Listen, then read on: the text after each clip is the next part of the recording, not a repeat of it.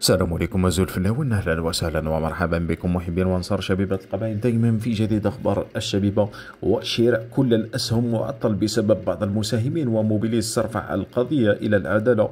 موبيليس تعطي مهلة محددة للمساهمين المعنيين، والسيد أحمد زميرلي تخلى بدوره عن أسهمه من أجل طبعا تنويع مداخيل النادي، التمويل سبونسورينج يعني بين قوسين لاستراتيجية جديدة في شبيبة القبائل. طبعا أدى يعني 15 دقيقة مشجعة ضد الرديف، وبودبوز المايسترو يعود.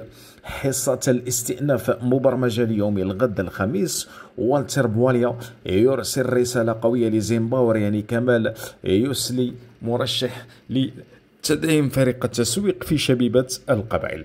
رشيد باريس مع زيمباور: بإمكان الشبيبة أن تحلم بتحقيق أهداف كبيرة، والشبيبة بدأت تسترجع هيبتها تدريجيا.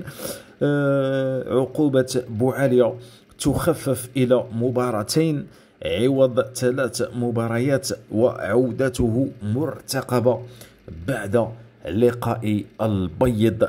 هذا طبعا آخر أخبار شبيبة القبائل لنهار اليوم. نتمنى إن شاء الله أنكم تكونوا استفدتوا من الأخبار، ولا تنسى كذلك دعم هذه الصفحة، يعني جام لايك على هذا الفيديو، أبوني في القناة كي نواصل ولا نفاصل.